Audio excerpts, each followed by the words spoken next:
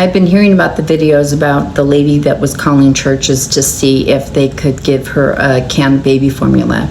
And I saw part of one of them and how she has the baby crying in the background. And that just kills me because I cannot believe that someone could hear that and not feel compelled to help her figure that out. Church, no church, whatever, like I can't imagine getting that phone call, hearing that baby and just being like, well, stems the brakes. Like I don't understand what that is. And I tend to believe that people that grew up poor or have had experiences being poor are far more generous than people that have money.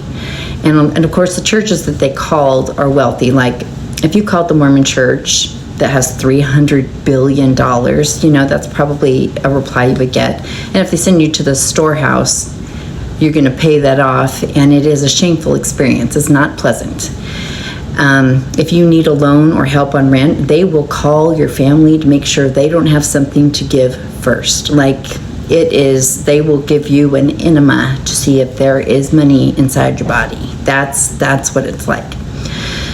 But I was thinking about how, you heard that baby crying and there was no even just going, you know what, I'm just going to Venmo you the money. Like, how can I get you this money? How can we drop something off for you? Or like, hun, I'm going to take my break. I'm going to run, go get you something. If you can come get it from me, I will go get it for you. And I was thinking about a time that I went and I did DoorDash, and I had 2 pizzas to go give to this lady, and I gave them to her, and I got a message, and she was very upset because like, this is not the pizza I ordered. I don't even want these. I don't like this. And I was like, okay, you have to just call DoorDash. And then I got a message or a phone call from the lady, and she said, it shows that you delivered these and I didn't get them. And I said, that's because they gave me the wrong address. And I could hear her kids crying in the background, little kids, and it's like 5:30 or 6 o'clock. And she's like, okay, dang it, whatever. And I said, you know what? I'm going to go get those pizzas. You're not supposed to do that. Like, I didn't do it long, but it was enough to I'm pretty sure this is not in the rules. And I said, I'm going rogue, so don't call DoorDash. And she was like, you're going to do what? And I said, well, she said she didn't want them, so I'm just going to go see if she still has them. Because I just knew she was a mom with kids. I don't know why this makes me emotional, but it's just like, come on, people, be people, help people. It's a wonderful thing. So I went up and I knocked on the door. I was shaking, I was nervous, and the lady's like, what? And I was like, still have those pizzas? And she's like, yeah. I said, great. Did you open the box? No. Great. Can I have them back? She looked at me like I was crazy, but I didn't care. So I got him. I Googled the other lady's address, ran over, and she was outside just laughing her head off because she could not believe I did it. I couldn't believe I did it, but I was like, but I heard your kids, I have kids, and I just can't imagine.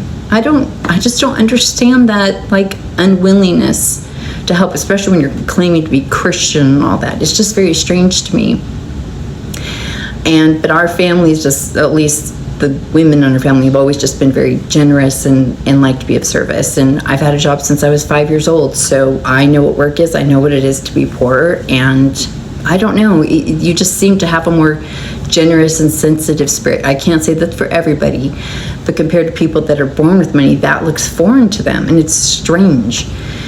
But I was talking to my sister about when I lived in Southern California, I would go to different areas where there was homeless people, and I would just sit and talk to them. And I know that sounds strange to some people, but I always like to have firsthand experiences of things. I don't like to be told things through the news or the grapevine. I wanted to know why people were there, what their experiences were, what I could help them with. I just like to learn about the hierarchy and how they operate, and they very much have a hierarchy, and it's just very interesting to watch the conversations happen. But there were times where I would offer money, and people would be like, oh no, we're good. I mean, they had 2 grocery carts, and they have a tarp, but I'm offering them $20 or $50, like, oh no, we're good. And it blew my mind because they weren't trying to just be lazy and grab a bunch of free money. They had what they needed, and then that was it.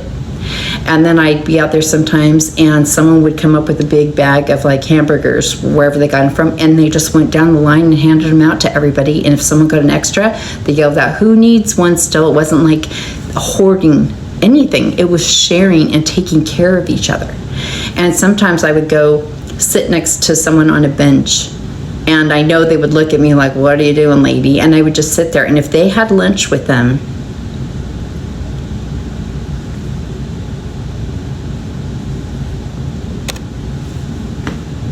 they would offer me food. And I clearly didn't look like I was homeless. I mean, I don't, I might fit in right now. But, you know, I was dressed up enough that they probably realized I wasn't homeless.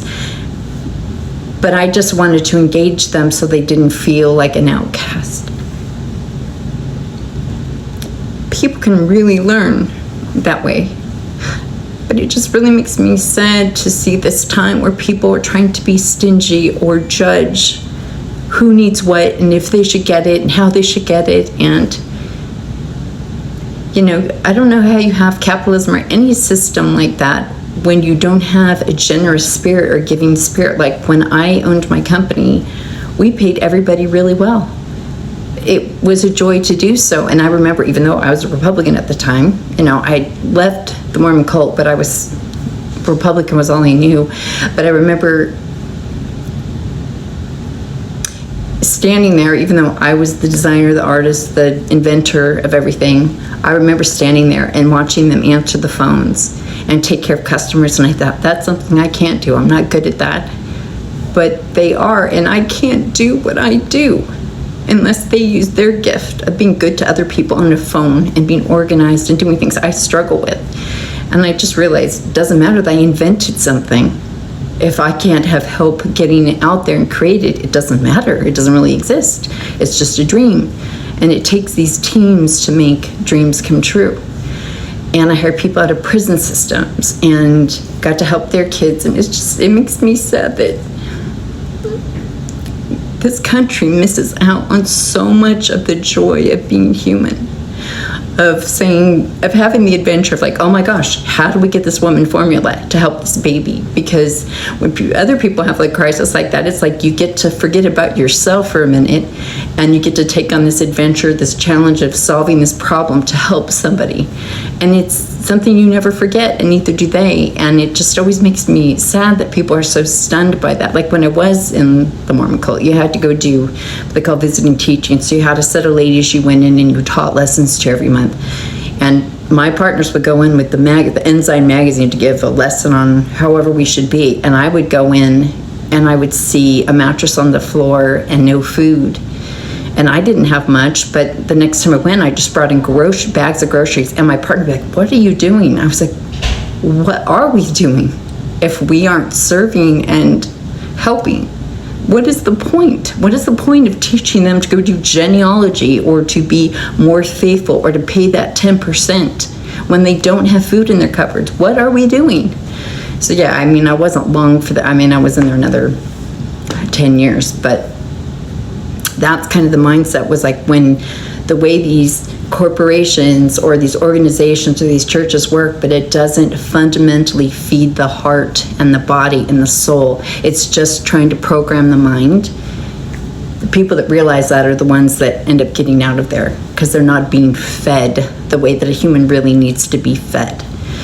And, you know, it really is the greatest gift of all. And to watch these politicians and these billionaires just hoard and be awful is just something I do not understand, and I just can't fathom. And maybe they didn't grow up poor, and maybe that's part of it, but they really are missing out on the best part of being human.